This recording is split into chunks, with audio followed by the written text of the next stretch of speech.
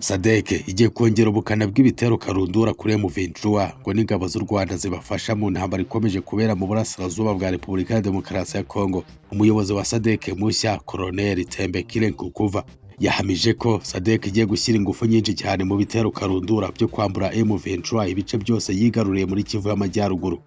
Ko ni ibitero karahabutaka bigiye kwifashishwamo ibibunda bya rutura birimo bya muzinga, ibifaru ndetse na za drone karahabutaka z'intambara. Umuyobozi mushya uherutse kugenwa ko ari ugomba kuyobora ibikorwa bya Sami Drake mu burasirazuba bwa Repubulika ya Demokarasi ya Kongo, Colonel Tembekile Nkukuva akomoka mu gisirikare cya Afurika y'Epfo, yemeje ko bagiye gushyira ingufu nyinshi cyane mu kurangiza ubukana bwa M23 mu burasirazuba bwa Repubulika ya Demokarasi ya Kongo. Nk'uko yabitangaje ngo ibyakozwe na M23 ngo ishyigikiwe n'igisirikare cy'u Rwanda mu burasirazuba bwa Repubulika ya Demokarasi ya Kongo biteye ikibazo cyane, ngo bashaka kurengera abasivile mu buryo bugaragara, ku buryo M23 igomba gusigara ifite isereri mu mutwe hagiye kubigisa nk'imperuka kuri M23. Umuryango w'ubukungu w'ibihugu bya Afurika y'Amajyepfo SADC watangaje ko umutwe w'ingabo zawo zoherejwe mu burasirazuba bwa Repubulika Iharanira Demokarasi ya Kongo zigiye gukora ibitero karahabutaka zifatanyije n'ingabo za Repubulika ya Demokarasi ya Kongo byo kurangiza inyeshyamba za M23 ngo zishyigikiwe n'igisirikare cy'u Rwanda. Ibi byose bigakorwa hagamijwe kugarura amahoro n'umutuzo mu burasirazuba bwa Repubulika ya Demokarasi ya Kongo. Abapfa bo bashobora kuba bagiye gupfa cyane kuko iyi SADC, igisirikare cya Kongo FARDC, abawazarendo n'abacancuro b'abazungu bafasha Perezida Felix Tshisekedi ngo bamaze gutegura ibitwaro bya rutura bigomba kwifashishwa mu gusuka amabombe kuri M23 ngo n'igisirikare cy'u Rwanda. Turabigarukaho. Nanone kandi ku rundi ruhande, Cardinal Ambongo ukunze kudacana uwaka na Perezida wa Repubulika ya Demokarasi ya Kongo Felix Antoine Tshisekedi Chilombo yamaze gusesekara ku kibuga cy'indege mpuzamahanga cy'i Kanombe ari i Kigali.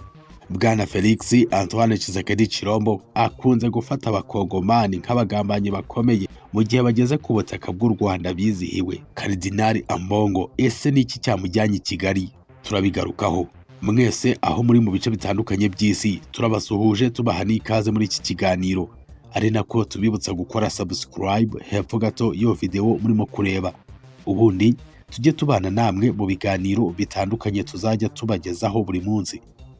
Umwijuto w'ikinombe cyo ku zuba ryo muri Nyakanga ubanza ugiye kurangizwa n'imvura y'insindagira bigega.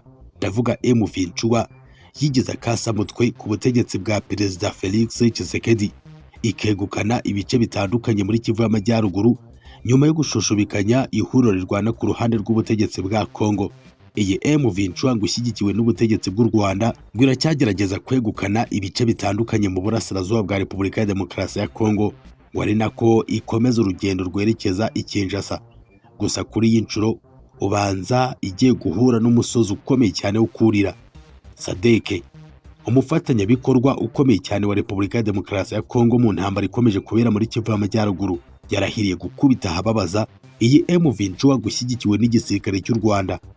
Ibibunda bya rutura birimo bya muzinga, ibifaru bitaberwa n'amasasu ayo ari yo yose, drone zirasa guhusha bigabanwa cyane, indege za Sukhoi 25 zizweho kurasa mu muvuduko udasanzwe, ndetse na kajugujugu z'intambara za M24 ni bimwe mu bikoresho bikomeye cyane bigiye kwifashishwa mu bitero karahabutaka kuri M23, ku buryo ngo uyu mutwe ushobora guhindurwa amateka nk'uko byatangajwe na komanda mushya wa SADC Colonel Tembekile Nkukuva.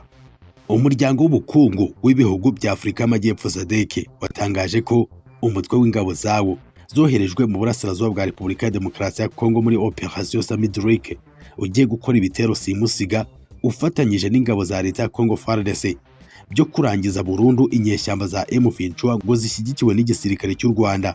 Ibi byose ngo bigakorwa hagamijwe kugarura amahoro n'umutekano mu burasirazuba bwa Kongo, kandi ngo bigakorwa mu buryo burambye. SADC yatangaje ibi mu itangazo ryamagana ubufasha buhabwa M23 byaba ibikoresho ndetse n'abarwanyi bayifasha mu burasirazuba bwa Repubulika ya Demokarasi ya Kongo. M23 yakunze guhakana yivuye inyuma ko idahabwa ubufasha ubwo ari bwo bwose n'u Rwanda, haba ibikoresho ndetse n'ingabo zo kuyifasha muri urwo rugamba ihanganyemo n'itsinzi ry'ingabo zirwana ku ruhande rwa Repubulika ya Demokarasi ya Kongo. Ingabo za SADC ziri muri Kivu y'Amajyaruguru muri Operation Sami Drake kuva mu mpera z'umwaka wa 2023 zihagaze ku butaka bwa Repubulika ya Demokarasi ya Kongo. Guhera mu kwezi kwa mbere zinjiye byeruye mu mirwano na M23 zikoresha intwaro zirimo muzinga, indege z'intambara, drone n'ibifaru mu kurasa hagenzurwa na M23. Muri ibyo bitero bemeza ko bisha abarwanyi benshi cyane ba M23.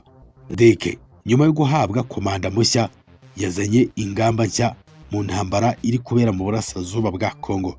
Itangazo rya Sadeke ryasohotse ku munsi w'ejo hashize ku tariki ya 24 z'ukwezi kwa 11 2024 rivuga ko ingabo za Sadeke zigomba gukora ibitero karundura mu rwego rwo kurengera abasivile n'ibyabo bugarijwe n'ibikangisho n'ibitero, gufungura imihanda icamo ibikenerwa no kurinda abasivile ubuhunzi no kwicwa. Ubutegetsi bwa Washington na Kinshasa bwemeje ko ibyakozwe na M23 yabifashijwemo n'u Rwanda, ngo ni ibitero byagiye byibasira abaturage mu bice bitandukanye bagiye bigarurira muri Kivu y'Amajyaruguru. Na Sadeke ntabwo ijya kure y'ibyo byemezo bya Amerika na Kinshasa, yemeza ko M23 ariyo yakoze ayo mahano. Ariko kandi iyi M23 ihakana ko atari yakoze ibitero byahitanye abaturage mu bice bitandukanye muri Kivu y'Amajyaruguru, ahubwo ikabishinja ingabo za leta ya Kongo n'inyeshyamba za Wazalendo bavuga ko bajyanye ibirindiro bya gisirikare ahari abasivile benshi cyane cyane mu nkambi zitandukanye. Ibi ngo ni amakosa akarishye cyane yo gutinya urugamba. Umuyobozi mushya wa Sadeke Colonel Tembekile Nkukuva yagize ati, ntekereza ko ari cyo gihe cyo gutanga isomo rikomeye cyane kuri abo badashaka amahoro n'umutekano mu burasirazuba bwa Kongo. Umwanzi duhanganye nawe turamuzi cyane, turamusobanukiwe. Umwaka tumaze hano ntabwo ari muto, dufite ubushobozi bwose bwadufasha kurwanya umwanzi kandi tukamutsinda. Turifashisha ibikoresho byacu byose bishoboka, turifashisha ubwenge bwacu bushoboka, turifashisha buri kimwe kugira ngo dutsinde uru rugamba. Kandi mu gihe cya vuba tugomba kurengera abasivile bakomeje kwicwa, tugomba kurengera abasivile bakomeje guhunga, tugomba kurengera abasivile bakomeje kubaho nabi kubera intambara iri mu burasirazuba bwa Kongo. Tugomba kubikora. Uyu Colonel Tembekile Nkukuva wagizwe umuyobozi wa Sami Drake avugwa n'ibiro bishinzwe amakuru rusange by'ingabo za Afurika y'Epfo SANDF nk'umusirikare ufite uburambe wari woherejwe mbere muri iki gihugu cya Afurika yo hagati gifite ibibazo by'umutekano byabaye akarande. Bavuga ko ari umuyobozi w'inararibonye wasohoje ubutumwa butandukanye mbere kandi akabusohoza neza. Uwo komanda mushya wa Sadeke yamenyeshejwe iby'ingabo za Afurika y'Epfo zikora mu murwa mukuru wa Kivu y'Amajyaruguru Goma no mu nkengero zawo muri Sake. Izo ngabo za Afurika y'Epfo mu butumwa bwa Sami Drake zifatanya n'ingabo zavuye muri Malawi na Tanzania. Izi ngabo za Sadeke ziherutse kongerwa manda y'umwaka umwe ziri mu burasirazuba bwa Repubulika ya Demokarasi ya Kongo ngo zikore ibyo zitakoze mu mwaka zimaze ku butaka bwa Kongo. Reka dutegereze iby'ibi bitero bateguje M23 ngo n'ingabo z'u Rwanda. Nanone kandi ku rundi ruhande, Fridolin Ambongo, karidinali wa diocese ya Kinshasa muri Repubulika Iharanira Demokarasi ya Kongo, utajya imbizi na Perezida Felix Tshisekedi, ari i Kigali aho yitabiriye inama ya komite ihoraho y'ihuriro ry'inama y'abepiskopi muri Afurika na Madagascar bita SECAM.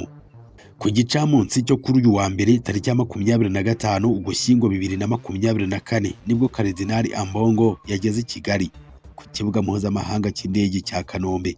Ambongo wakunze kudacana uwaka n'ubutegetsi bwa Perezida Felix Antoine Tshisekedi Chilombo yakiriwe na Antoine Karidinali Kambanda, umushumba wa diocese ya Kigali. Inama Ambongo yitabiriye itegura inama rusange ya ririya huriro izaba muri Nyakanga 2025.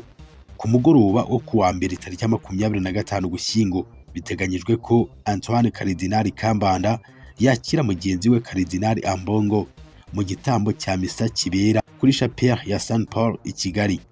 Uretse Karidinali Ambongo, hari abandi bepiskopi 11 bitabira inama ya komite ya SECAM i Kigali n'abapadiri bafite imirimo inyuranye muri iyo komite.